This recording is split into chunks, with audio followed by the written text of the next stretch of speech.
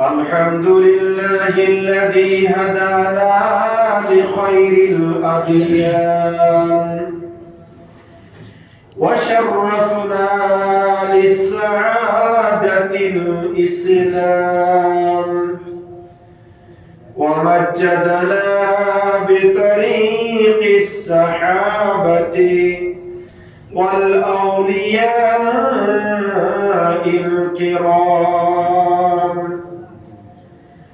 الصلاة والسلام على من كان نبيا وآدم بين الماء والطين،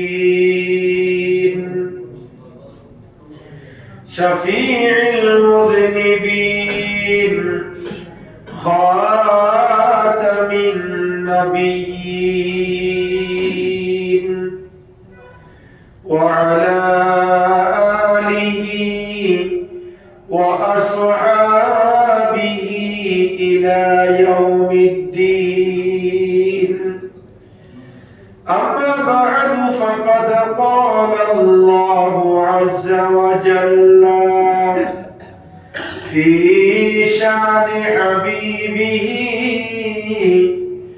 تعظيما له وتوقيرا: إن الله وملائكته يصلون على النبي يا أيها الذين آمنوا صلوا عليه وسلموا تسليما. صلى الله على سيدنا محمد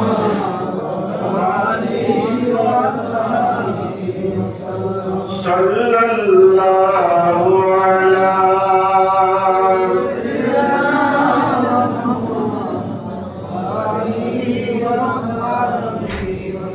صلى الله على سيدنا محمد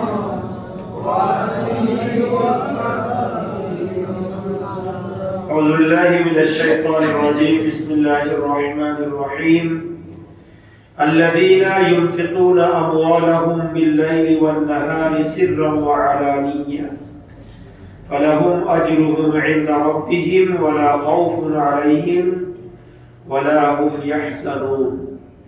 صدق الله مولانا العظيم وبلغنا رسوله النبي الأمين ونحن على ذلك لمن الشاهدين والشاكرين والحمد لله رب العالمين. معزز محترم حضرات মুসল্লিয়ান ism, সম্মানিত উলামায়ে কেরাম, অরুণ ফাতের তরুণ ছাত্র ভাইরা, রহমানি ওয়া রাহিমাকুমুল্লাহ। আল্লাহ সুবহানাহু ওয়া তাআলা আলিশান দরবারে লক্ষ কোটি শুকর আদা করছি যে আল্লাহ সুবহানাহু ওয়া তাআলা শাহরুল্লাহ, পবিত্র রজবুল মুরাজ্জমের প্রথম জুমা, নামাজ জুমাদের মহান লক্ষ্যে আল্লাহর মসজিদে আসার বসার সালামি আরজ করার সুযোগ আর তৌফিক যে আল্লাহ আমাদেরকে দান করেছেন, তার দরবারে করছি আলহামদুলিল্লাহ। আর লক্ষ দরুদ ও সালামের হাদিয়া প্রেরণ করছি সোনার মদিনায় কামলিওয়ালা নবী, নুরুন নবী, হায়াতুন নবী, ইমামুল আম্বিয়া নবী, সমস্ত নবীদের নবী মুহাম্মদুর রাসূলুল্লাহ সাল্লাল্লাহু আলাইহি ওয়াসাল্লামের নূরি সোনার মদিনায় আরেকবার বলছি আলহামদুলিল্লাহ। মুহতারাম হাজির, অত্যন্ত মহিমান্বিত মাসে আমরা পদার্পণ করেছি আলহামদুলিল্লাহ। ইতিপূর্বে আমাদের অনেক ভাই দুনিয়ার মায়া ছেড়ে কবরের বাড়িতে চলে গিয়েছেন, কিন্তু আল্লাহ আমাদেরকে সুস্থ রেখেছেন, হায়াত দিয়েছেন। আমরা এই সুস্থতার হায়াতের মধ্যে আল্লাহর ঘর মসজিদে আসতে পেরেছি, এই জন্য শুকরিয়া। গত মাস আমাদের থেকে বিদায় নিয়েছে পবিত্র জমদুসানি মাস, যে মাস ছিল আফজালুন নাস বা'দাল আম্বিয়া সাইয়্যিদিনা আবু বকর সিদ্দিক রাদিয়াল্লাহু তাআলা আনহুর বিশাল শরীফের মাস। পৃথিবীর জমিনে যতগুলো মানুষ আছে, একমাত্র নবী এবং রাসূল ছাড়া সকল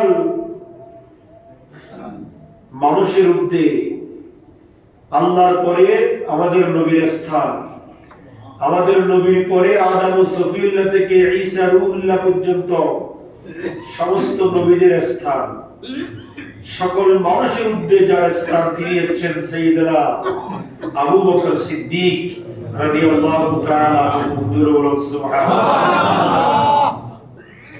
এতে কারো কোনো দ্বিমত নাই। আল্লাহর সৃষ্টি জগতের মধ্যে শ্রেষ্ঠ মানুষ হচ্ছেন সাইয়্যিদুনা আবু বকর সিদ্দিক রাদিয়াল্লাহু তাআলা। অতি সংক্ষেপে সিদ্দিক আকবরের সামান্য জীবনী আলোচনা করে আমরা এই রজবুল মুআজ্জমের 6 তারিখ আগামী মঙ্গলবার ভারতবর্ষে, যার কারণে আমরা ইসলাম পেয়েছি, যার মদান্যতা, যার ত্যাগ, যার তিতিক্ষার মধ্য দিয়ে সুদূর মদিনাতুল মুনাওয়ারা থেকে আল্লাহ রাসূল যাকে ভারতবর্ষে পাঠিয়েছেন, যিনি ভারতবর্ষে এসে শূন্যকে জিরোকে হিরো বানিয়ে 10 লক্ষ মুসলমানের জমায়েতের মধ্য দিয়ে জানাজা আদায় করেছেন, সেই হিন্দুল ওলি খাজা গরিবি নিওয়াজ। এবং এই রজবুল মুআজ্জমের ফজিলত নিয়ে আমরা আলোচনা করব বিমাশিয়াতিল্লাহ বিইজনিল্লাহ ওয়া মা তাওফীকি ইল্লা বিল্লাহ। আল্লাহ রাসূলের পরে সাইয়্যিদুনা আবু বকর সিদ্দিকের স্থান। সুবহানাল্লাহ। এতে আমরা খুশি না বেজার? খুশি। আবু বকর সিদ্দিক গোটা জিন্দেগি আল্লাহ রাসূলের কদমে কুরবানি দিয়েছেন। আল্লাহ রাসূল দুনিয়ায় জমিনে এসেছেন 570 খ্রিস্টাব্দে, আর আল্লাহ রাসূলের 3 বছর পরে 573 খ্রিস্টাব্দে সাইয়্যিদুনা আবু বকর সিদ্দিক দুনিয়ার জমিনে আগমন করেছেন। সুবহানাল্লাহ। মক্কার অত্যন্ত শ্রেষ্ঠ বংশ বনি তামিম বংশে, বনি তামিম গোত্রে কুরাইশ বংশে সাইয়্যিদুনা আবু বকর সিদ্দিক তশরীফ এনেছেন। আমাদের নবী দুনিয়ার জমিনে 63 বছর হায়াত পেয়েছিলেন। সাইয়্যিদুনা আবু বকর সিদ্দিক রাদিয়াল্লাহু তাআলা আনহু 63 বছর হায়াতে জিন্দেগি দুনিয়ার জমিনে কাটিয়েছেন। সুবহানাল্লাহ। আমাদের নবীর সাথে মিল আছে না নাই? আছে। তার নাম হচ্ছে আব্দুল্লাহ, উপনাম আবু বকর, আর উপাধি হচ্ছে সিদ্দিক। উপাধি কি? সিদ্দিক। বড় সত্যবাদী, মহান সত্যবাদী, যার চাইতে বড় সত্যবাদী পৃথিবীর জমিনে আরেকজন নাই, যেটাকে আল্লাহ রাসূল সিদ্দিক বলে উপাধি দিয়েছেন। সুবহানাল্লাহ। তার ছিল 3 ছেলে 3 মেয়ে। হযরত আসমা, আম্মা আয়েশা সিদ্দিকা, উম্মে কুলসুম, এই 3টে হচ্ছে তার মেয়ে। আর 3 ছেলে হচ্ছে আব্দুল্লাহ, আব্দুর রহমান, মুহাম্মদ। 3 ছেলে এবং 3 মেয়ে তিনি পৃথিবীর জমিনে রেখে গিয়েছিলেন। সুবহানাল্লাহ। আবু বকর সিদ্দিক ছিলেন রাসূল পাকের বাল্য বন্ধু, হিজরতের বন্ধু। মদিনাতুল মুনাওয়ারায় যতদিন ছিলেন ততদিনের বন্ধু। শুধু তাই নয়, রওজা ছাড়ে আমার নবীর সঙ্গে এখনো আছেন, কিয়ামত পর্যন্ত থাকবেন। পরকালের জান্নাতে আমার নবীর সঙ্গে যিনি থাকবেন তিনি হচ্ছেন আফজালুন নাস বা'দাল আম্বিয়া সাইয়্যিদুনা আবু বকর সিদ্দিক রাদিয়াল্লাহু তাআলা আনহু। চিৎকার দিয়ে বলুন না সুবহানাল্লাহ।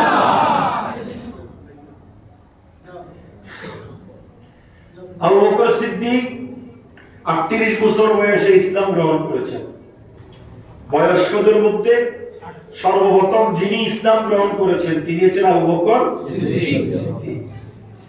এবং এক বাক্যে বলার সাথে সাথে যিনি নিশ্চিন্তায়, নির্দ্বিধায়, নিঃসংকোচে বাপদাদার ধর্ম ত্যাগ করে ইসলামের সুশীতল ছায়ায় আশ্রয় গ্রহণ করেছেন, তিনি হচ্ছেন সাইয়েদনা আবু বকর সিদ্দিক রাদিয়াল্লাহু তাআলা আনহু। সুবহানাল্লাহ।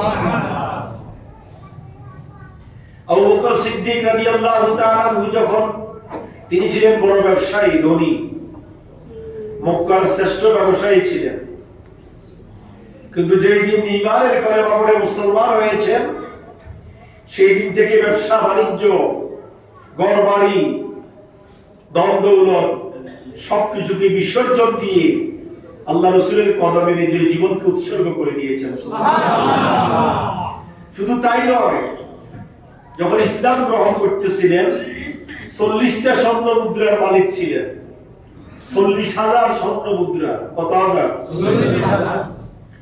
40,000 টাকার মালিক ছিলেন। আল্লাহ রাব্বুল আলামিনের পরীক্ষা শুরু হয়ে গেল। আল্লাহ রাব্বুল আলামিন ওই অবস্থার মধ্যে 4 জন অভাবীকে তার কাছে প্রেরণ করে তার সেই ঈমানের পরীক্ষায় সিদ্দিক আকবরকে যিনি জয়ী করেছেন, তিনি কে? আল্লাহ। মাত্র 40,000 স্বর্ণ মুদ্রা ছিল। রাত্রে একজন, দিনে একজন, প্রকাশ্যে একজন, গোপনে একজন, 4 জন ব্যক্তিকে আল্লাহ তার কাছে পাঠিয়েছেন। এটা সিদ্দিক আকবরকে পরীক্ষা করতেছে। ঈমান তো গ্রহণ করেছে, ঈমান কতটুকু মজবুত সেই কথা পরীক্ষা করার জন্য আল্লাহ পাক 4 জন ব্যক্তিকে পাঠিয়েছেন। সেই পরীক্ষায়ও সিদ্দিক আকবর কামিয়াব হয়েছেন। সুবহানাল্লাহ। আল্লাহ বলেন, আল্লাযীনা ইউনফিকুনা আমওয়ালাহুম বিল-লাইলি ওয়ান-নাহারি সিররান ওয়া আলানিয়া ফালাহুম আজরুহুম ইনদা রাব্বিহিম ওয়ালা খাউফুন আলাইহিম ওয়ালা হুম ইয়াহজানুন।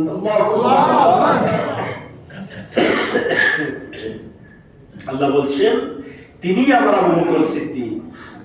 মনে রাখবেন, সিদ্দিক আকবরের শানে কোরআনুল কারীমের প্রায় 30টা আয়াত নাযিল হয়েছে।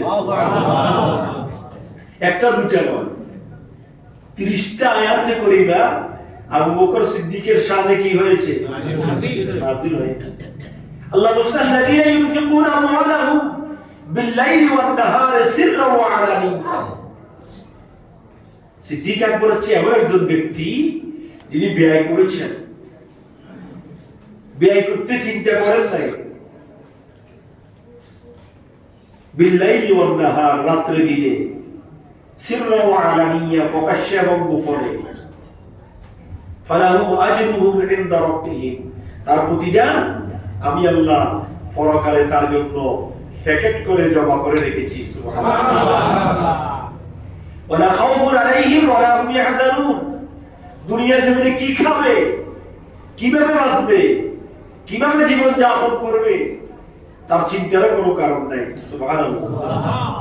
সিদ্দিক আকবরের কাছে একজন ব্যক্তি যাই বলতেছে, আমি তো অভাবী, আমাকে কিছু দেন। সিদ্দিক আকবর তাকে 10,000 দিরহাম দিয়ে দিলেন। রাত্রি বেলায়। কোন বেলায়? বিল-লাইলি ওয়ান-নাহার। দিনের বেলায় আবার 10 জন, একজন গেছে বলে, আমি তো একেবারে অভাব, আমার এই সমস্যা, এই সমস্যা, আমাকে কিছু দান করেন। সিদ্দিক আকবর তাকেও 10,000 দিরহাম দিয়ে দিলেন। সুবহানাল্লাহ। ঠিক আমার কথা? আল্লাহর কোরআনের সূরা বাকারার 274 নম্বর আয়াতে কারীমার মধ্যে আল্লাহ বলেছেন, আল্লাযীনা ইউনফিকুনা আমওয়ালাহুম বিল-লাইলি ওয়ান-নাহার। সিদ্দিক আকবরকে জানো? সিদ্দিক আকবরকে তোমরা চিনো? তোমরা চিনে দাও, তিনি এমন ব্যক্তি যিনি ইউনফিকুনা, ব্যয় করেছেন, বিল-লাইলি ওয়ান-নাহার, রাত্রে এবং দিনে, সিররান ওয়া আলানিয়া, প্রকাশ্যে এবং গোপনে। এই আয়াতে কারীমার তাফসীরের মধ্যে এসেছে প্রকাশ্যে এবং গোপনে। প্রকাশ্যে একজন ব্যক্তি যাই বলতেছে, আমাকে কিছু দান করেন, আমি অভাবী। সিদ্দিক আকবর তাকেও 10,000 দিরহাম দিয়ে দিলেন। সুবহানাল্লাহ। চলে গেল কত দিরহাম? 20। আর বাকি কত? 10। ওয়া আলানিয়া, গোপনে একজন যাই বলতেছে, আমি তো এমন বিত্তশালী ছিলাম, এখন তো সব হারিয়ে নিঃস্ব হয়ে পড়েছি।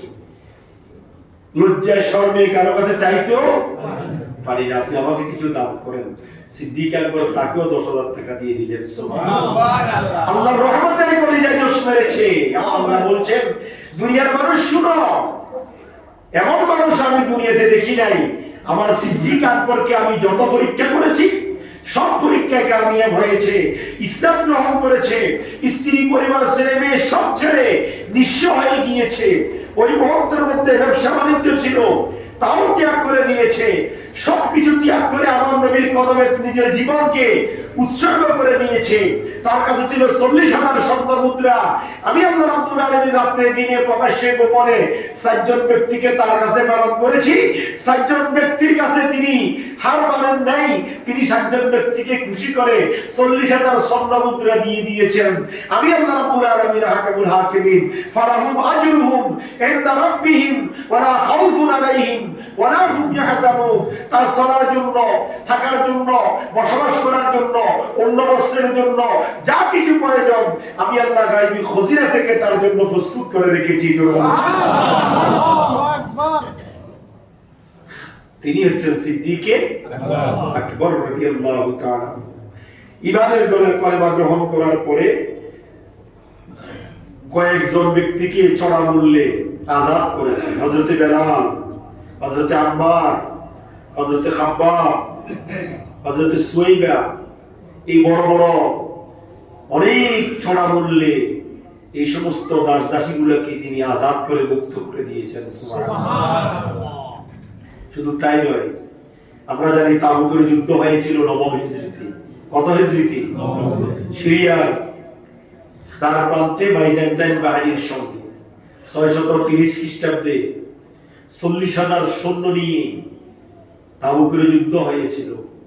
সে তাবুকের যুদ্ধে সবচাইতে বেশি যার অবদান ছিল তিনি হচ্ছেন আবু বকর সিদ্দিক। সুবহানাল্লাহ। সবচাইতে বেশি অবদান যার ছিল। আল্লাহ রাসূল ঘোষণা দিয়েছেন, যার কাছে যা আছে সব নিয়ে আসো।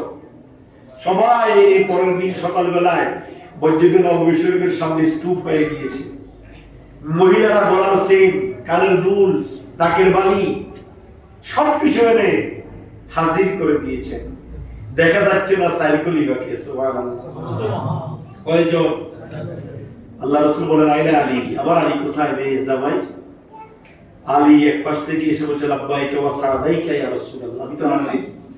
বলে, আলী রে, সবাই তো অনেক কিছু দিয়েছে দেখতেছি, তুমি আমার মেয়ের জামাই, তুমি কি দিয়েছো তাবুকের জন্য? বলে, ইয়া রাসূলুল্লাহ, আমার যত সম্পত্তি ছিল সব সম্পত্তিকে সাইবাক করে একবার তাবুকের জন্য ওয়াকফ করে দিয়েছি। সুবহানাল্লাহ। আইনা ওসমান, আমার ওসমান কোথায়? তিনি তো হচ্ছেন ধনী। ওসমান যুন্নুরাইন।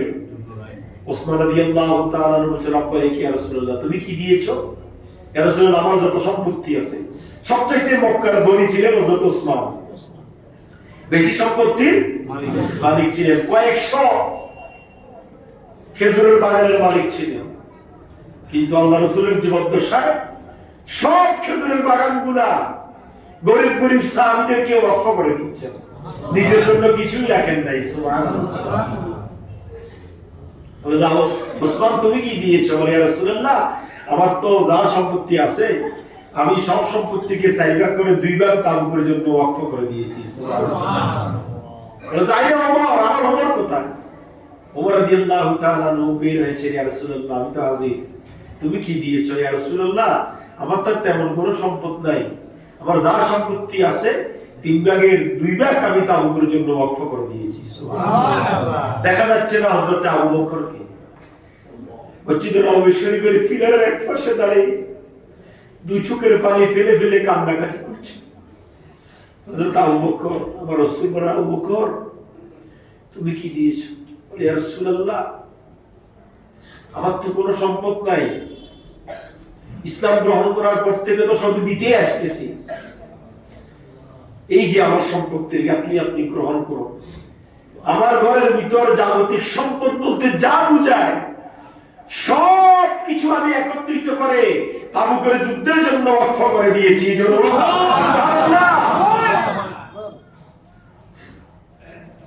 বলছে আমার এক সাহাবী 3 ভাগের 2 ভাগ দিয়েছে, 2 ভাগের 1 ভাগ দিয়েছে, এক একজন এক এক অংশ দিয়েছে, এক অংশ রেখে এসেছে, তুমি কি দিয়েছো? বলে ইয়া রাসূলুল্লাহ, আমার জাগতিক সম্পত্তি বলতে যা বোঝায় সবকিছু আমি তাবুকের জন্য ওয়াকফ করে দিয়ে আমার ঘরের মধ্যে আল্লাহ এবং তার রাসূলকে রেখে এসেছি।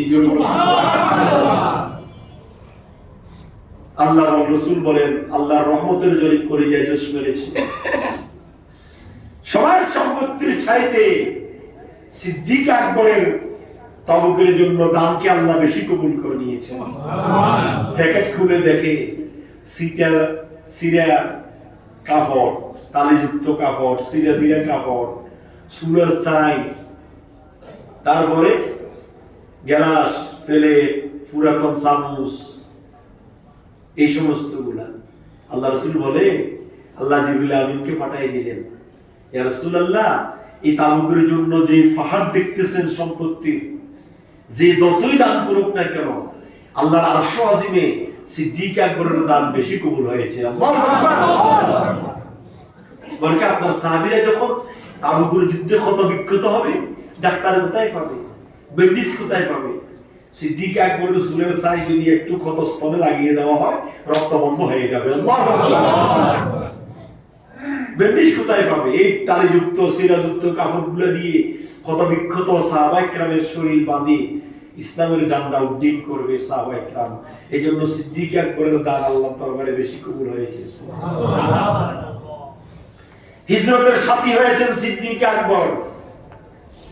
কেউ আল্লাহ রাসূলের সাথে যায়নি। হিজরতের রাত্রিতে আল্লাহ রাসূলের সঙ্গে ছিলেন সিদ্দিক আকবর। গায়ে সুর অনেক উপরে। সিদ্দিক আকবর বলে, ইয়া রাসূলুল্লাহ, আপনি আমার কাঁধে উঠুন, আপনাকে কাঁধে বহন করে আমি গায়ে সুরের গুহায় আপনাকে পৌঁছাই দিব। সুবহানাল্লাহ।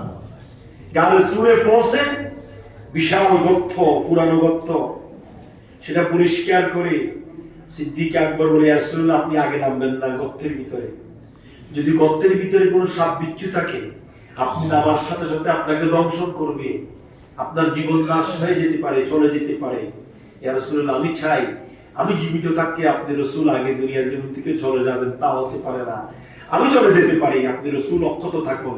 এই জন্য আগে আমি গুহার মধ্যে নেমে গুহাকে পরিষ্কার করে সেখানে অবস্থানের সৃষ্টি করে তারপরে আপনাকে গুহাতে নামাবো। জোরে বলুন না সুবহানাল্লাহ। নিজের জীবনের চাইতে বেশি উৎসর্গ করে দিয়েছেন যিনি সিদ্দিক আকবর, একমাত্র তিনি আল্লাহ রাসূলকে নিজের জীবনের চাইতে বেশি ভালোবেসেছেন। সুবহানাল্লাহ। তাই নয়, সেই গর্তের মধ্যে বন্ধু ছিলেন আবু বকর সিদ্দিক। দুজন সমভাবে হেঁটেছেন, দুজন সমান পরিশ্রম করে গর্তে উঠেছেন জবলে সুরে। কিন্তু সিদ্দিক আকবর বলে, ইয়া রাসূলুল্লাহ, আমি অনেক শক্তির অধিকারী আছি, এখন আমি সুস্থ আছি, আপনি একটু বিশ্রাম করেন। আল্লাহ রাসূলকে নিজের রান মুবারকের মাথা দিয়ে আল্লাহ রাসূলকে ঘুম পড়াইয়ে দিয়েছেন। সুবহানাল্লাহ। নিজে বসে বসে আল্লাহ রাসূলের চেহারার দিকে তাকাচ্ছেন। সাপ এসে দংশন করেছে, একবার নিজের ক্ষত বিক্ষত শরীর, গোটা শরীর সাপের বিষে কালো হয়ে গিয়েছে। সে কালো শরীর বিষের যন্ত্রণা সহ্য করে রাসূল পাকের চেহারার দিকে তাকাচ্ছেন যে আল্লাহ রাসূলের বুকের ব্যাঘাত হবে, আমি যদি এখন ডাকি। আল্লাহ রাসূলকে ডাকা যাবে না, ডাকেন নাই। ছটফট করছেন বিষের যন্ত্রণায়, অজান্তে একটা চোখের পানির ফোঁটা আল্লাহ রাসূলের শরীর মুবারকের উপরে পড়েছে। আল্লাহ রাসূল চক্ষু খুলে দেখে সিদ্দিক আকবরের 2 চোখের পানি টপ টপ করে পড়ছে। আল্লাহ রাসূল বলছেন, আবু বকর রে, বাড়ির কথা মনে পড়ে গেল নাকি? স্ত্রী পরিবার ছেলে মেয়ের কথা মনে পড়ে গিয়েছে? সিদ্দিক আকবর বলছেন, খোদার কসম ইয়া রাসূলুল্লাহ, যেদিন থেকে 38 বছর বয়সে আপনার হাতে ইমানের কালেমা পড়ে মুসলমান হয়েছি, সেই দিন থেকে স্ত্রী পরিবার ছেলে মেয়ে ধন দৌলত বাড়িঘর আহলে সবচাইতে বেশি প্রিয় হচ্ছেন আপনি আমার রাসূল, আপনি নবী। কিন্তু খোদার কসম স্ত্রী বাড়ির কথা মনে পড়ে নাই। বিষাক্ত সাপ দংশন করেছেন, যার যন্ত্রণায় ছটফট করছি, এই জন্য ইয়া রাসূলুল্লাহ 2 চোখের পানি পড়ছে। আল্লাহ রাসূল বলেন আমাকে জাগাও নাই কেন? ইয়া রাসূলুল্লাহ আপনার ঘুমের ব্যাঘাত হবে, এইজন্য আপনাকে ডাকি নাই। জোরে বলুন সুবহানাল্লাহ। রাসূল পাককে মহব্বতের জ্বলন্ত প্রমাণ হচ্ছে আবু বকর সিদ্দিক। কেমন মহব্বত করেন রাসূলকে, একবারে আমরা কি ভালোবাসি, কি মহব্বত রাসূলের। এক পকেটে টাকা আর এক পকেটে রাসূলের ভালোবাসা। কিন্তু সিদ্দিক আকবর গোটা জিন্দেগি ওয়াকফ করেছেন, নিঃশর্তভাবে আল্লাহ রাসূলকে ভালোবেসেছেন। সুবহানাল্লাহ। এইজন্য আল্লাহ রাসূল বলেছেন, আর আবি সাঈদ আল খুদরি রাদিয়াল্লাহু তাআলা আনহু قال قال رسول الله صلى الله عليه وسلم إن من أمر الناس على في صحبته وماله فكان أبو بكر। হে আমার উম্মতেরা শুনো, আমার যত সাহাবী আছে, যত তাবী আছে, যত অনুসারী আছে, সবচাইতে বেশি যার অবদান আমার প্রতি সঙ্গ দিয়ে, ধন সম্পত্তি দিয়ে, অভয় দিয়ে, নিজের কলিজার টুকরা 6 বছরের মেয়েকে আমাকে বিয়ে দিয়ে যিনি সবচাইতে আমার প্রতি বেশি অবদান রেখেছেন, তিনি হচ্ছেন আমার আবু বকর সিদ্দিক। জোরে বলুন সুবহানাল্লাহ। 51 বছর বয়সে আম্মা খাদিজাতুল কুবরা তাহিরা ইন্তেকাল করেছেন। কত বছর বয়সে? 51 বছর বয়সে। আল্লাহ রাসূলের 51 বছর আম্মা খাদিজাতুল কুবরা তাহিরা ইন্তেকাল করেছেন। আল্লাহ রাসূল নিঃস্ব হয়ে গিয়েছেন। রাসূল পাককে বাবা মায়ের পরে যিনি সবচেয়ে বেশি সেবা যত্ন করে, লালন পালন করে, সঙ্গ দিয়ে বড় করেছেন, তিনি হচ্ছেন খাজা আবু তালেব। তিনিও ইন্তেকাল করেছেন। তিনিও ইন্তেকাল করে একই বছর, দুঃখের বছর। স্ত্রীও গেল, যিনি যে স্ত্রী ধন সম্পত্তি সবকিছু দিয়ে আল্লাহ রাসূলকে সঙ্গ দিয়েছেন, অভয় দিয়েছেন। কাফেররা নির্যাতন করত, আল্লাহ রাসূলকে ঘরে এসে পেরেশান দেখে আম্মা খাদিজাতুল কুবরা তাহিরা মাথায় হাত দুলিয়ে বুকে জড়িয়ে ধরে বলতেন, ইয়া রাসূলুল্লাহ, আপনার মতো পুরুষ পৃথিবীর জমিনে আরেকজন দেখি নাই। আপনি দুঃখ অন্তরে নেবেন না, আপনি গরিবের হক আদায় করেন, আত্মীয়তার হক আদায় করেন, মানুষকে সেবা করেন, মানুষের উপকার করেন। ইয়া রাসূলুল্লাহ, আপনি নিঃস্ব হবেন না, আপনার প্রতি আল্লাহর দয়া থাকবে, আপনি চিন্তাগ্রস্ত হবেন না, আপনার যা প্রয়োজন আমি বহন করব। আল্লাহু আকবার। খাদিজাতুল কুবরা তাহিরা মক্কার শ্রেষ্ঠ ধনী ছিলেন, অগাধ সম্পত্তির মালিক ছিল, কিন্তু সব সম্পত্তি বিবাহের বন্ধনে আবদ্ধ হওয়ার পরে বলেছেন, ইয়া রাসূলুল্লাহ, আমার যতগুলো সম্পত্তি আছে সবগুলো আপনার জন্য ওয়াকফ করে দিলাম, আপনার ইসলামের জন্য ওয়াকফ করে দিলাম। যখন যেখানে যা প্রয়োজন আপনি অকাতরে আমার সম্পদ বিলীন করে ইসলামের উপকার করুন। সুবহানাল্লাহ। সেই আম্মা খাদিজাতুল কুবরা তাহিরা যখন ইন্তেকাল করেছেন, আল্লাহ রাসূল একেবারে নিঃস্ব হয়ে গিয়েছেন। বাবা হারিয়ে, মা হারিয়ে, আপনজনকে হারিয়ে এত বেশি কষ্ট পান নাই যত বেশি কষ্ট পেয়েছেন খাদিজাতুল কুবরা তাহিরাকে হারিয়ে। সবাই দাফন করে খাদিজাতুল কুবরা তাহিরাকে চলে এসেছেন। হযরত আবু বকর বলে, ইয়া রাসূলুল্লাহ, চলেন, বাসায় চলেন। বলে, না আমি যাব না, তোমরা চলে যাও। যতক্ষণ পর্যন্ত আমার খাদিজা কবরের 3টা প্রশ্নের উত্তর আমি জবাব না দিব, ততক্ষণ পর্যন্ত আমি এখান থেকে যাব না। আল্লাহু আকবার।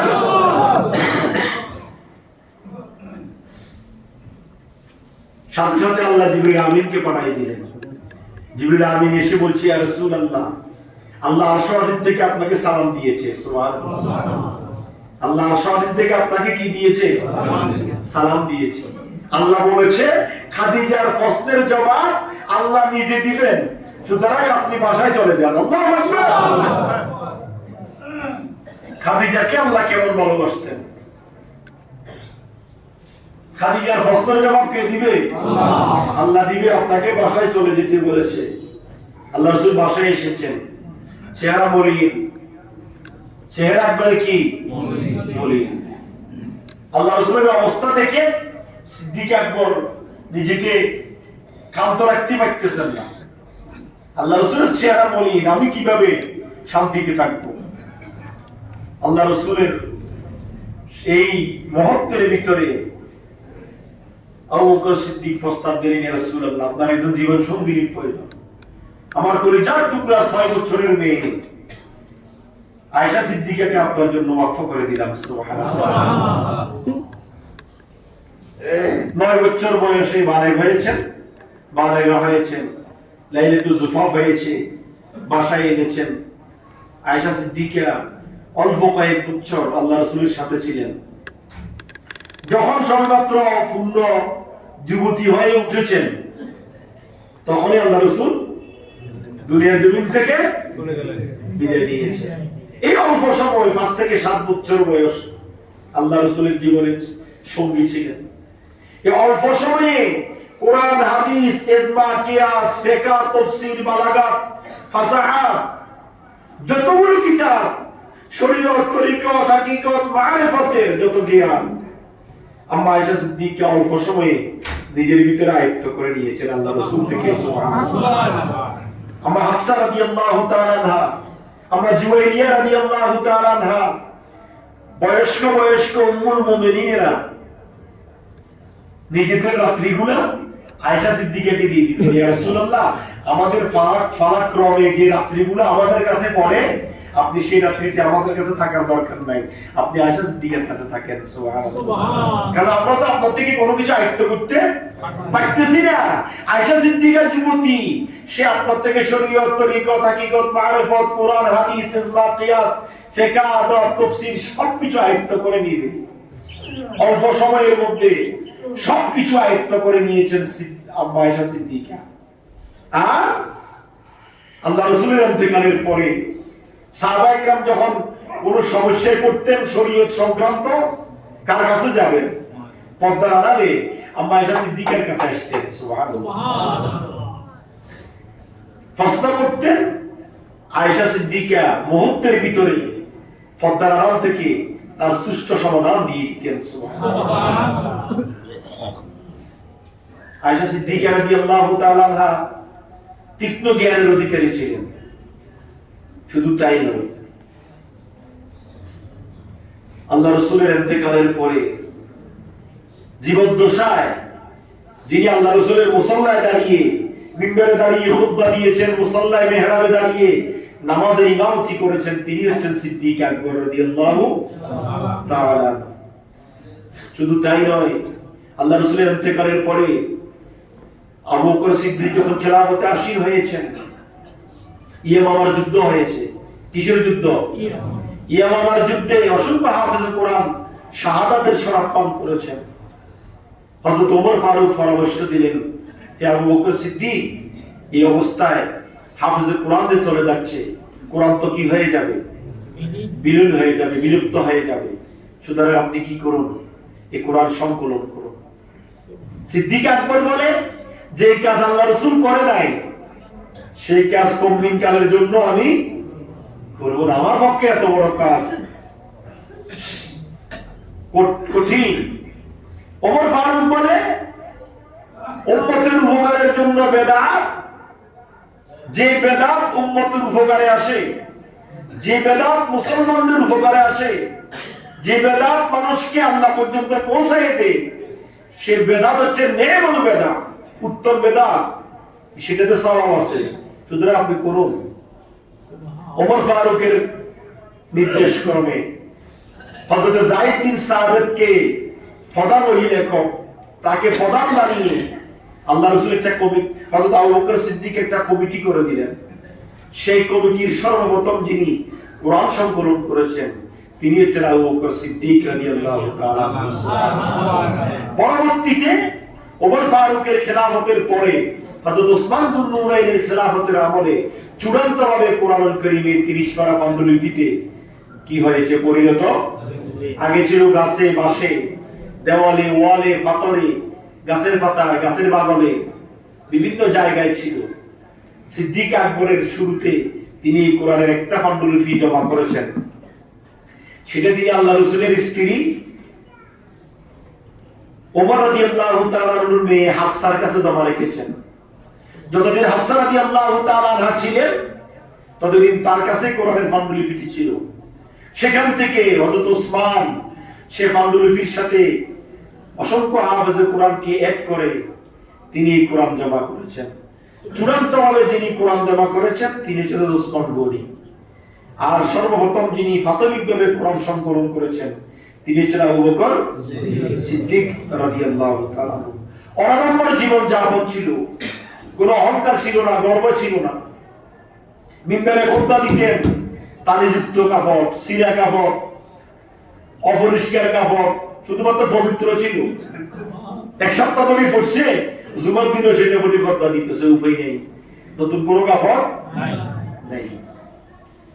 আর রাষ্ট্রীয় ভাতা গ্রহণ করতেন না, বলে যে আমি জনগণের হক আদায় করতে পারতেছি কিনা, আমি কিভাবে রাষ্ট্রীয় ভাতা আদায় করবো। অথচ ওমর অনেক ত্যাগ করে ২৫০০ টাকা, ২৫০০ দিরহাম রাষ্ট্রীয় ধনভাণ্ডার থেকে হযরত আবু বকরকে দিয়ে দিতে প্রতি মাসে। ইবাদতের মধ্যে ছিলেন অতুলনীয় আবু বকর সিদ্দিক। রাত্রে হেঁটে হেঁটে জনগণের অবস্থা দেখতেন, আর দিনের বেলা রোজা রাখতেন। সুবহানাল্লাহ। রাত্রে দাঁড়িয়ে দাঁড়িয়ে তাহাজ্জুদের নামাজ পড়তেন, নফল নামাজ পড়তেন, দিনের বেলায় রোজা রাখতেন, আর রাষ্ট্রীয় কাজ পরিচালনা করতেন। এমনও দিন গিয়েছে ২ দিন, ৩ দিন, ১ সপ্তাহ না খেয়ে কাটিয়েছেন। সুবহানাল্লাহ। আল্লাহ রাসূলের ইন্তেকালের পরে এই দায়িত্ব প্রায় ২ বছর ৩ মাস তিনি গ্রহণ করেছেন। ২ বছর ৩ মাস খেলাফতের আসরে আসীন ছিলেন। একদিন ওমর ফারুককে ডেকে বলল, আমার দ্বারা আর প্রধানমন্ত্রীর দায়িত্ব পালন করা সম্ভব নয়, তুমি দায়িত্বটা বুঝে নাও। সুবহানাল্লাহ বলবেন না? বিশ্বাস হয় বর্তমান যুগে দায়িত্ব বুঝাই দিবে? ৪০ সাল, ৪০ বছর, ৮০ বছর টার্গেট রাখে। আবু বকর সিদ্দিক বলতেছেন কি, আমার পক্ষে কি নয়, আর দায়িত্ব পালন করা সম্ভব নয়, তুমি ওমর বুঝি নাও। হযরত আলীকে ডাক দিলেন, আলী আসো, তোমার যে নুরানি হাত দ্বারা আল্লাহ রাসূলকে গোসল দিয়েছো, তোমার সেই হাত দিয়ে আমাকে গোসল দিবে। আবু বকর হযরত আলী তো বেহুশ হয়ে পড়ছেন, কি সিদ্দিক আকবর সুস্থ মানুষ, তিনি কি এগুলা কি বলতেছে। তার ১ সপ্তাহ আগে আল্লাহ রাসূলের সাথে সাক্ষাৎ, কার সাথে? আবু বকর সিদ্দিক। ইয়া রাসূলুল্লাহ, আমাকে নিবেন না? আমি আর কতদিন আপনার ত্যাগে থাকবো? তখন আল্লাহ রাসূল বলছেন, আবু বকর ওসিলি তোমাকে নিয়ে যাব ইনশাআল্লাহ। সুবহানাল্লাহ। আবু বকর সিদ্দিকের বুঝতে কষ্ট হয় নাই। হযরত আলীকে ডেকে বললেন, তোমার যে হাত দ্বারা গোসল করাইছো সেই হাত দিয়ে আমাকে গোসল করাবে, তারপরে অমুক সাহাবীকে দিয়ে আমার কবর খুঁজাবে, তারপরে আমার একটা পুরাতন জামা আছে, ওই জামাটাকে ধুয়ে পরিষ্কার করে সেটাকে আমার কাফন দিবে। সুবহানাল্লাহ। তারপরে মুসলমানদের কবরস্থান জান্নাতুল বাকির মধ্যে আমাকে দাফন করবে, নাকি কোথায় দাফন করবে সেই কথা তুমি আলী আল্লাহ রাসূলকে জিজ্ঞাসা করে আল্লাহ রাসূল থেকে অনুমতি নিয়ে আল্লাহ রাসূল যেখানে দাফন করতে বলে আমাকে সেখানে দাফন করবে। আল্লাহু আকবার। আল্লাহ রাসূল আছে নাকি তখন? আছে। কোথায় আছে? রওজা মুবারকের মধ্যে আছে না নাই? সব শেষ। ১ সপ্তাহ পরে সিদ্দিক আকবর ইন্তেকালের শরাব পান করেছেন। ইন্না লিল্লাহি সে হযরত আলী কথা অনুযায়ী সব শেষ করলেন, দাফন শেষ করলেন, কাফন পরালেন, জানাজা দিলেন, কিন্তু দাফন কোথায় করবে সেটা তো বলেন নাই। বলেছে আল্লাহ রাসূল যেখানে বলে সেখানে দাফন করবে। আর আল্লাহ রাসূল থেকে যদি কোনো উত্তর না আসে আমাকে মুসলমানদের কবরস্থান জান্নাতুল বাকিতে দাফন করবে। হযরত আলী যারা মদিনা মুনাওয়ারায় গিয়েছেন দেখেছেন আল্লাহ রাসূল সাল্লাল্লাহু আলাইহি ওয়াসাল্লামের ফা মুবারকের দিকে এখন যাওয়া যায় না, আজ থেকে ৪-৫ বছর এখন আর সেখানে আমরা আগে আলহামদুলিল্লাহ অ্যাভেলেবেল গিয়েছি। রওজা আতহারের সাথে যেখানে মেইন রওজা মুবারকের গেট, সেখানে লেখা আছে হুয়াল হাবিবুল্লাযী তুরজা শাফাআতুহু সুবহানাল্লাহ লিকুল্লি হাওলিন মিনাল আহওয়ালি মুক্তাহিম। একমাত্র এই গেট যিনি একমাত্র শাফাআতের অধিকার রাখে। সুবহানাল্লাহ। এখন আর হাজিরা সেখানে যাইতে পারে না, এখন অনেক আইন কানুন হয়েছে, লাইন ধরে অপেক্ষা করতে হয়, 2-4 দিন পরে লাইন পেয়ে ওই যেখানে প্রবেশ করায় সেখানে 2 রাকাত নামাজ পড়ে আবার বেরিয়ে যেতে হয়। আমরা অনেক জায়গায় দেখেছি, আল্লাহ দেখাইছে, আলহামদুলিল্লাহ। সেই রওজা মুবারকের ফা মুবারকের দিকে আল্লাহ রাসূলের রওজা মুবারকের গেট, হযরত আলী আবু বকর সিদ্দিককে রওজা মুবারকের ফায়ের দিকে খাটিয়াটা রেখেছেন। রাখার পরে হযরত আলী রওজা মুবারকের সামনে দাঁড়িয়ে, দরজা বন্ধ, দরজা কি বন্ধ। হযরত আলী বলতেছে, ইয়া রাসূলুল্লাহ, আপনার হিজরতের সঙ্গী, আপনার 38 বছরের বাল্য বন্ধু, ঈমানের কলেমা গ্রহণ করার পরে যিনি আপনার বন্ধু, আপনার জীবনের সর্বাবস্থার বন্ধু সিদ্দিক আকবরকে আমরা এনেছি, ইয়া রাসূলুল্লাহ, কোথায় দাফন করব? সাথে সাথে রওজা থারের গেট মুবারক গেট খুলে গেল, সুবহানাল্লাহ, অটোমেটিক খুলে গেল। হাদিসে বর্ণনা করছে আবু বকর হযরত আলীর জীবনে আমি এমন অবস্থা আর দেখি নাই। রওজা থারের গেট খুলে গেল, আর ভিতর থেকে আল্লাহ রাসূলের কণ্ঠে আওয়াজ আসতেছে, আদখুলুল হাবিবা ইলাল হাবিব ফাইনাল হাবিবা ইলাল হাবিব মুশতাক। বন্ধুকে বন্ধুর কাছে প্রবেশ করায় দাও, বন্ধুর জন্য আমি বন্ধু অপেক্ষা করছি। আল্লাহু আকবার, নারে তাকবীর, নারে রিসালাত, নারে গাউসিয়া, আহলে সুন্নাত ওয়াল জামাত জিন্দাবাদ। বন্ধুকে বন্ধুর কাছে প্রবেশ করায় দাও, বন্ধুর জন্য আমি তো অপেক্ষা করতেছি, এত দেরি করতেছে না। সাথে সাথে এই আওয়াজ সেখানে যত সাহাবা একরাম ছিলেন তারা সবাই শুনেছেন। শোনার পরে তাড়াতাড়ি করে আল্লাহ রাসূলের বাম পাশে, আল্লাহ রাসূলের বাম পাশে হযরতে আবু বকর সিদ্দিককে কবর খুঁজে আবু যর গিফারি আবু বকর সিদ্দিকের কবর খনন করেছেন। কবর খনন করে সেখানে আবু বকর সিদ্দিককে দাফন করেছেন। এখনো আছে, এখনো মদিনাতুল মুনাওয়ারায় আমরা সিদ্দিক আকবরকে সালাম দিই, এখনো সেখানে আল্লাহ রাসূলের বন্ধু হিসেবে আছে।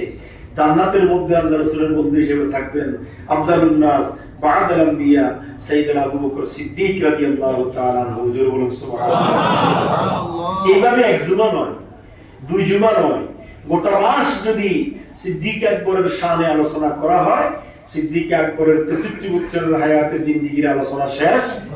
সিদ্দিক আকবর ইবনে কুহাফা, সিদ্দিক আকবর ইবনে কুহাফা অবিকল রাসূলের প্রতিশ্রুতি।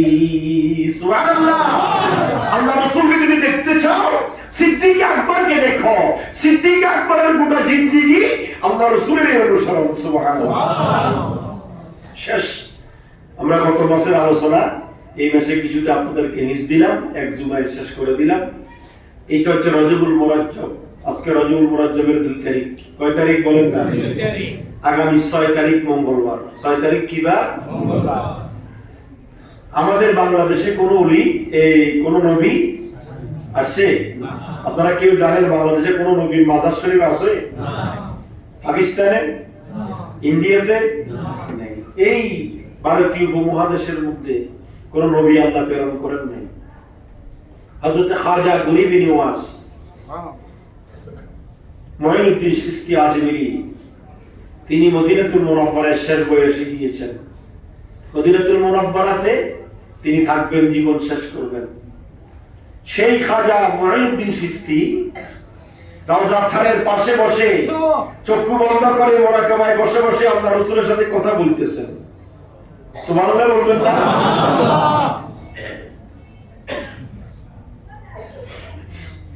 কথা বলতেছেন। আল্লাহ রাসূল বলছেন, হে মুঈনুদ্দিন, তুমি কেন এখানে বসে আছো? বলে, ইয়া রাসূলুল্লাহ, আমার আশা আমার শেষ জীবনটা আপনার কদম পাগে কাটাবো। বলে, তোমার এখানে থাকার কোনো দরকার নাই, তুমি হিন্দুস্তানে চলে যাও, সেখানে গিয়ে ভারতবর্ষে গিয়ে দিন প্রচার করো। ইয়া রাসূলুল্লাহ, আমি তো ভারতবর্ষ চিনি না, আমি কিভাবে যাব? কোন রাস্তায় যাব? আল্লাহ রাসূল বলেন, চক্ষু বন্ধ করো, ডান হাতটা বের করে দাও। হযরত খাজা মুঈনুদ্দিন চক্ষু বন্ধ করলেন, ডান হাত বের করে দিলেন, একটা নকশা অঙ্কন করে দিলেন। লোকেশন আছে না বর্তমানে? মোবাইলে লোকেশন দিলে আসে না? নাই। যে কোনো জায়গায় আপনি চলে যান, বাংলাদেশ তো সহজ রাষ্ট্র। আমরা এয়ারপোর্টে গেছি, গাড়িওয়ালা কিছু চিনে না, হোটেল থেকে মোবাইলে, হোটেল কর্তৃপক্ষ আমার মোবাইলে লোকেশন পাঠিয়েছে, ড্রাইভার সে লোকেশন দেখে দেখে হোটেলের সামনে গিয়ে অবস্থান করেছে।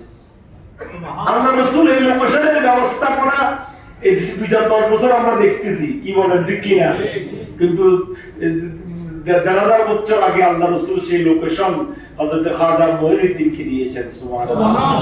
বলেছে তোমাকে লোকেশন দিয়ে দিলাম, তুমি এই লোকেশন দেখে দেখে দেখে দেখে ভারতবর্ষে গিয়ে দিন প্রচার করো, ইসলাম প্রচার করো। সুবহানাল্লাহ। প্রতিমধ্যে খাজা মুঈনুদ্দিন আর সেখানে অবস্থান করেন নাই, রওনা হয়ে গেলেন। প্রতিমধ্যে মোহাম্মদ গুরির সাথে দেখা। মোহাম্মদ গুরি তার সৈন্য সামন্ত সহস্র বাহিনী নিয়ে ভারতে এসেছে দ্বীনের দাওয়াত দেওয়ার জন্য। মোহাম্মদ গুরি তার সৈন্য সামন্তকে হারিয়েছেন, মারধর খেয়েছেন, অনেক লাঞ্ছিত হয়েছেন। তিনি ক্লান্ত হয়ে দুর্বল হয়ে আবার সেদিকে চলে যাচ্ছেন। প্রতিমধ্যে খাজা মুঈনুদ্দিন চিশতি একজন অভাবী মানুষ, ফারাসিরা জামা কাপড়, বুড়া বয়স্ক মানুষ আসতেছে। বলে যে আপনি কোথায় যাচ্ছেন? বলে ভারতবর্ষে যাচ্ছি। বলে গিয়ে কোনো লাভ নাই, আমরা সহস্র বাহিনী গিয়ে সেখান থেকে ক্ষান্ত হয়ে ফিরে এসেছি, আর আপনি একবারে নিরস্ত্র, সাথে কেউ নাই, আপনি যাচ্ছেন দিন প্রচার করার জন্য, আপনার পক্ষে সম্ভব? খাজা মুঈনুদ্দিন চিশতি বলে ইসলাম তরবারির বিনিময়ে আসে নাই, ইসলাম এসেছে আল্লাহর দয়ায়। সুবহানাল্লাহ। আল্লাহ পাকের রাসূল আমাকে পাঠিয়েছে, আমি যাব। আর মধ্যখানে অনেক কথা সামনে শেষ, এজন্য সংক্ষেপে বলে দিলাম।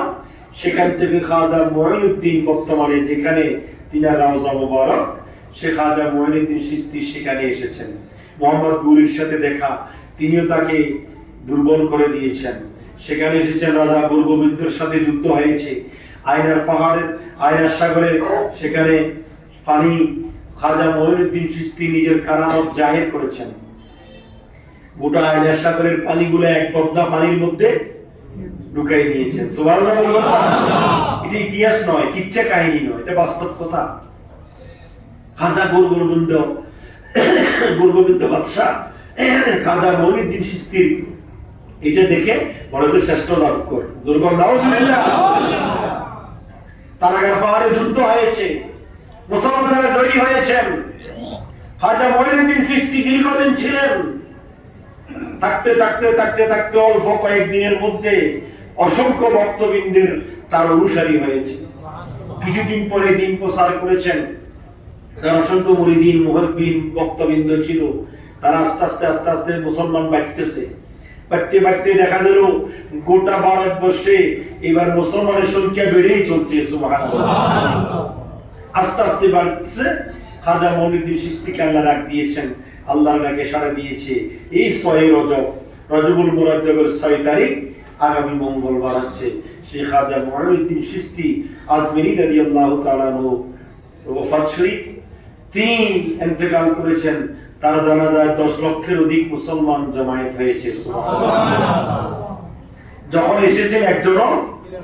সুতরাং ইসলাম তরবারির বিনিময়ে আসে না, ইসলাম মারিফিট, কাটাকাটি, রক্কাটার মাধ্যমে আসে না। মনে রাখবেন, ইসলাম আসে আপনার আদর্শ দেখে, আপনার তাকওয়াই দেখে। মানুষ আপনার অনুগত হবে, আপনার অনুসারী হবে আপনার তাকওয়ার উপর নির্ভর করে। কথা বলেন ঠিক কি না? সেই খাজা গরিব নিওয়াজ রহমতুল্লাহি আলাইহি ফাতিহা হচ্ছে আগামী মঙ্গলবার 6 রজবুল মুরাজ্জব। এই মাস অত্যন্ত মহিমান্বিত মাস। এই মাসের 26 তারিখ দিবাগত রাত্রিতে আমার নবীর মেরাজ হয়েছে। সুবহানাল্লাহ। আমার নবী কি হয়েছে? পৃথিবীর ইতিহাসে এক অলৌকিক ঘটনা, যেটা কোনো নবী রাসূলের হয় নাই। মুসা কলিমুল্লাহ দেখতে চেয়েছেন, দেখতে পারেন নাই। আমার নবীকে দুনিয়ার জমিন থেকে দুলার সাজে সাজিয়ে, 7 আসমান পাড়িয়ে, আর শাজিম লা মাকান লা জামানে নিয়ে আল্লাহ রাব্বুল আলামিন আমার নবীকে মেরাজ দিদার দিয়েছেন। সুবহানাল্লাহ। সুতরাং এই মেরাজের মাস আগামী জুমার সেই মেরাজুন নবীর উপর সংক্ষেপে আলোচনা করব। আল্লাহ রাব্বুল আলামিন হাকিমুল হাকিমিন আজকে যা অবসর আলোচনা করেছি সিদ্দিক আকবরের জীবনী, খাজা মঈনুদ্দিন চিশতির সংক্ষেপে আলোচনা, আল্লাহ আমাদেরকে আমল করার তৌফিক দান করুন। আমিন। একটা